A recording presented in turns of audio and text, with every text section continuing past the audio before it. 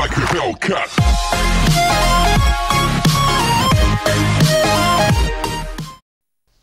Hello and welcome back to the channel, where today's review is none other than the multi-format racing game Street Racer, which originally came out in 1994 on the SNES before we got a Mega Drive version, a Game Boy version, an Amiga version, a PlayStation version, a Saturn version, and then finally in 1997 we got a PC version. So all the versions were spread out about over a 2.5 year period, so it wasn't really one that came out all together. It was different versions, and several versions of the game were actually quite different. The Amiga, Mega Drive and Game Boy versions are drastically different in my opinion to the other ones. But anyway, this is today's game, so sit back, relax and enjoy my review of Street Racer.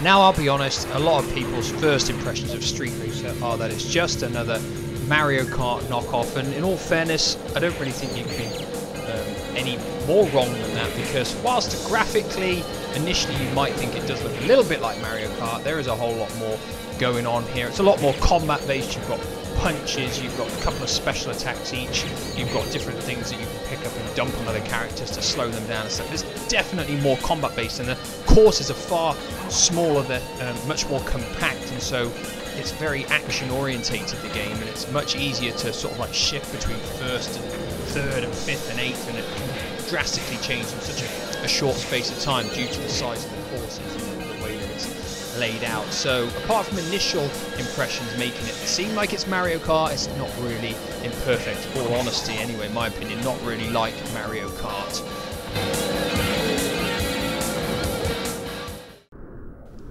Once you do hit the main menu, you can select your kind of players, how many you want. You can choose between normal mode or micro mode. You can load and save the game. And heading into options, it's pretty self-explanatory stuff. You can set your difficulty, the driving mode.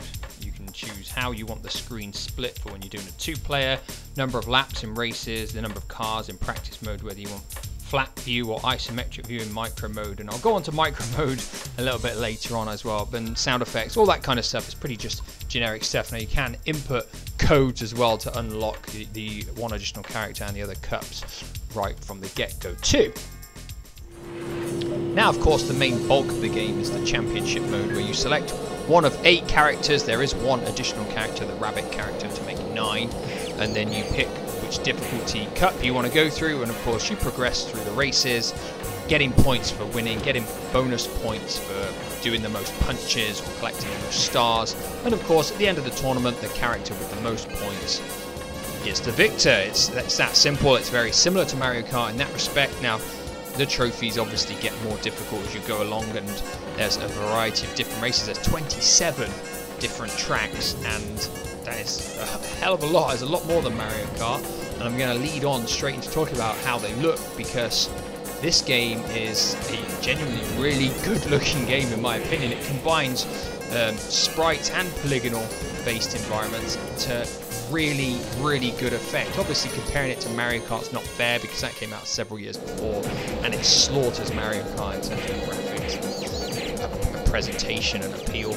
Genuinely does, and it also slaughters every other version of this game. None of the other versions of Street Racer possess the graphical appeal and quality that the Saturn version has. It simply puts all the others to shame. It just looks so good. The courses are so varied, they're so bright, they're so vibrant, there's so much going on with the scenery and everything. I really can't fault the way that Street Racer looks as well. All the characters there, the sprite work for the characters is great, the animations for their attacks is fantastic.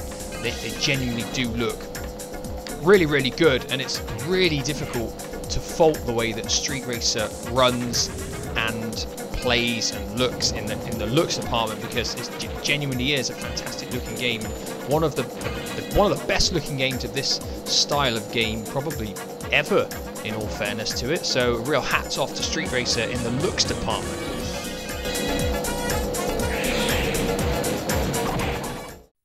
Moving on to how it plays, thankfully it plays very well. I would say it plays about as well as any of these Mario Kart style racing games can play. So B is accelerate, A is brake, C is use your turbo, X is a frontal special attack, Y is your side special attack, Z changes views, R uses right punch, and L uses left punch. So actually, there's a lot of controls, and this is the only downside. The fact that the game controls really well and everything is great, but it's a bit fiddly trying to do your special moves whilst you're holding the accelerate button. That's just a little downside for the control scheme, the way the controls are laid out, and the fact that you use every single button on the Saturn's control pad to do all your stuff. It's pretty, a little bit cumbersome, I suppose, in the way you want to pull off your special attacks or change your view and stuff, but it's just the way it is. I guess it's the way the buttons are laid out on the pad. It just means that's the way it is. But the Saturn doesn't break the game. It doesn't, you get used to it. To be fair, after a couple of races, you'll be able to manipulate your fingers well enough to pull off all of the different things you need to do to win a race. So it's definitely not a breaker, and it genuinely does play very, very well.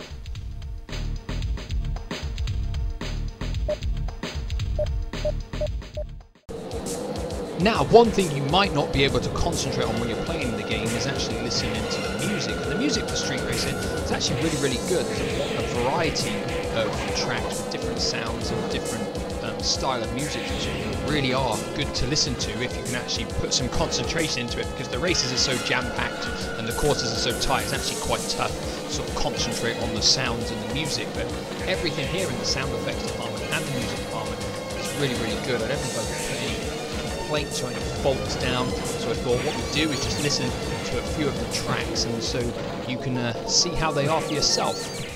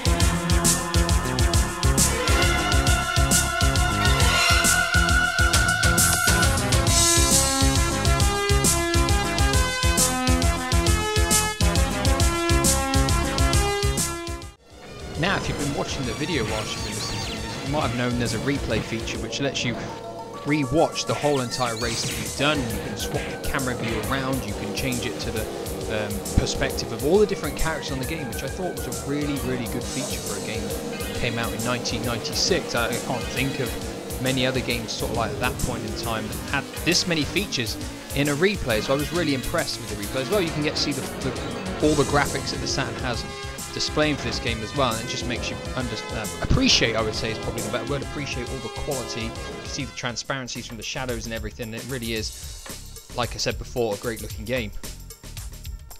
Now, going on to the lifespan, thankfully there's a variety of different characters and they've all got different ratings with your acceleration, speed, handling and grip, so they all play slightly differently, which is always good to have in a racing game like this, because it gives you much more choice when you want to play it with one character, then you can play it with another one and compare the way they handle.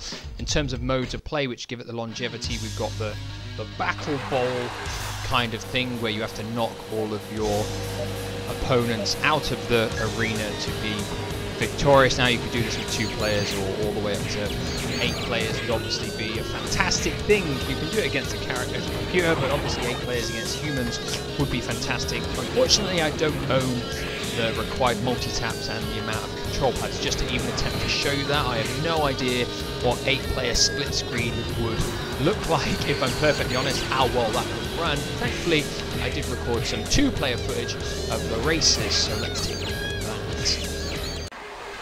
Please forgive me because I recorded this by myself again, trying to control 2 control pads at the same time, but thankfully the 2-player mode, it runs really, really well, and this is where games like this excel, multiplayer mode, because you can compete against your friends. Obviously you can have 8 players, like I said before. If you've got 8 people, this would be just off the charts in terms of craziness, I think, in all fairness, but multiplayer runs absolutely fine in 2 players. And you've still got most of the graphical detail as well, which makes it even more impressive, certainly more impressive than Mario Kart was on the SNES. The multiplayer on here is visually appealing, and it still plays just as well as the one-player game itself.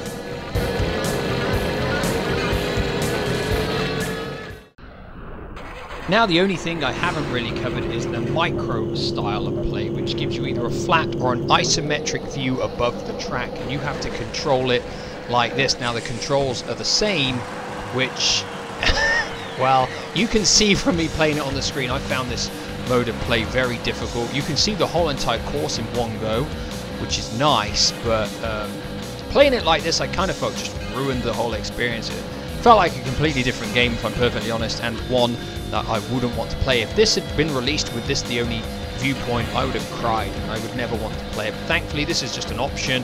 If you want to try it like this, then feel free to. You're probably better than me. But for myself, I personally prefer the standard viewpoint.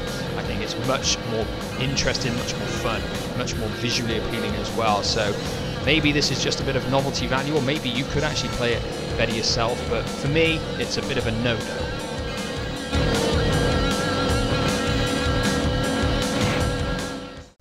Of course, once we've looked at all aspects of the game, we've got to talk about whether the game is worth buying or playing in this day and age, not 1996, 2022. Thankfully, it's one of these games that ages really well. I kind of feel games that have sprite-based characters in age far better than fully polygonal games from their time period. So visually it holds up, gameplay wise it holds up, multiplayer is still enjoyable, it's still great fun.